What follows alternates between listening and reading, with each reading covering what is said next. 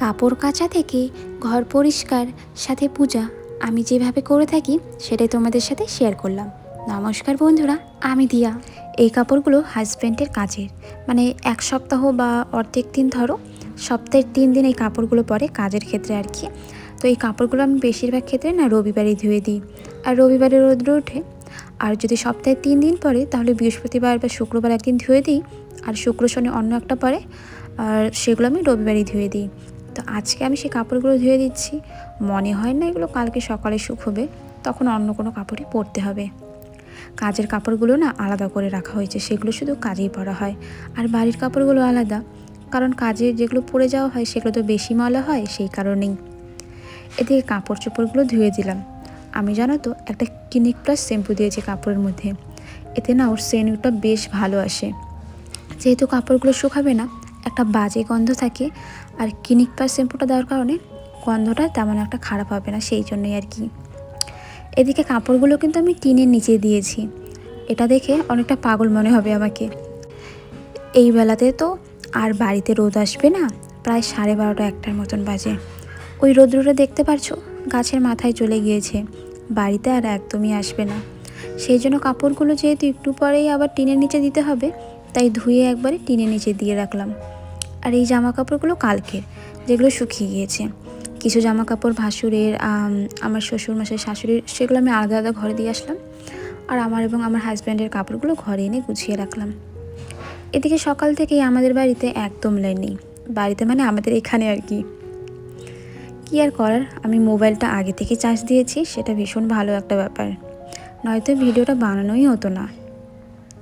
এদিকে হাজব্যান্ড এক সপ্তাহ কাজ যাওয়ার কারণে গাড়ির দেখো কী এক অবস্থা। সে কিন্তু নিজে পরিষ্কার করবে না, আর এরকম নোংরা জিনিস দেখতে একদম বাজে লাগে। যেই জিনিসটা করে কাজে যাবে সেটা কি আমরা পরিষ্কার রাখবো না বলো? নিজে পেট ভরে খাবো, জামা কাপড়ের যত্ন নিব, নিজের যত্ন নিব, কিন্তু যার মধ্যে আমরা কষ্ট করে যাচ্ছি, যে আমাদের নিয়ে যাচ্ছে, সেই জিনিসটাই অযত্নে পড়ে রয়েছে, তাহলে কি করে হয়? তা সেটাকেও ভালো করে পরিষ্কার করে নিলাম। আর আজকে ঘর মুছতে অনেকটাই বেলা হয়ে গেছে, ঘড়িতে প্রায় 2টোর মতন বাজে। ঘরটা মুছে নেওয়ার পর আরও অনেক কাজ আছে। তো এদিকে প্রথমে আমার ভাসুরের রুমটা ধুয়ে নিলাম, মানে মুছে নিলাম আর কি। আর এরপরে আমি আমার নিজের ঘরটা মুছবো। আর এদিকে নতুন একটা ঘর হচ্ছে, তো সেই ঘরটা এখনও কমপ্লিট হয়নি, হয়ে গেলে তোমাদের অবশ্যই দেখাবো। তো একটা ঘর মোছার পর আমাদের সিঁড়িটা না এল করা সাইজের, তো এক সিঁড়িতে জল দিলে অন্য একটা সিঁড়িতে এমনি এমনি হয়ে যায়। তখন আমি নিজে ঘরটা মুছে নিলাম। সকালে তো খাওয়া দাওয়া করা হয়েছে, আর শাশুড়ি মা সকালে একবার পুজোও দিয়ে নিয়েছেন। এখন আমি দুপুরের পূজাটা দিব। তো আমি স্নান করে নিয়েছি। সকালের স্নানটা মানে নম করে করেছিলাম আজকে, এত ঠান্ডা লাগছিল। ঠাকুরের বাসনগুলো দেখো, আমার মনে হয় কি পিতম্বরী দিয়েই মনে হয় বাসনগুলো ধুতে হবে, এতটা কালচে কালচে ভাব হয়ে গিয়েছে।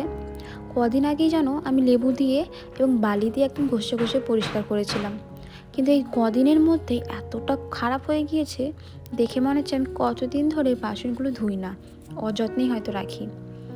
এদিকে আজকে সকালে উঠে দেখি আমাদের বাড়ির একটা ছোট্ট ফুল গাছ, একদম বড় হয়নি, একটাই ডাল বেরিয়েছে, সে একটা ডালের মাথায় একটাই ফুল হয়েছে।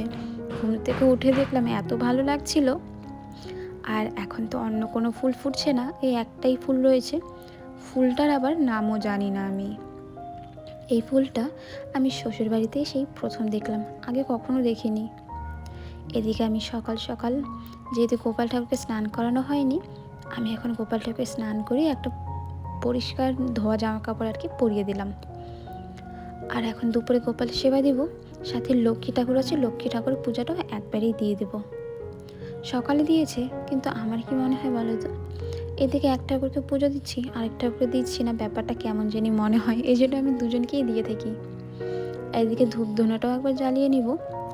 কদিন আগে দেশলাই দিয়ে জ্বালাতাম, কিন্তু হাত আর কি ভেজা থাকে পূজা করার সময়, রান্না করার ক্ষেত্রে, এই জন্য এখন দেশলাই বদলে লাইটারটাই ব্যবহার করছি। লাইটারটা অনেক দিন চলে যাবে, 10-12 দিন, কিন্তু একটা দেশলাই একদিনেই হাত ভেজা হয়ে খারাপ হয়ে যায়। তো যাই হোক, এদিকে আমি পূজাটা দিয়ে নিলাম। আর এদিকে তো আমাদের এখানে এখনও লাইন আসেনি, আর হাজবেন্ড জানালা বন্ধ করে মাথায় লেপ দিয়ে দে ঘুম। তো এখন আমি সব ঘরের প্রদীপটা ঘুরিয়ে নিব, এরপরেই আমার মোটামুটি কাজ কমপ্লিট হয়ে যাবে। এরপর দুপুরের দিকে আমার আছে একটু ভিডিও এডিট করার, সেটাই করবো এখন বসে বসে।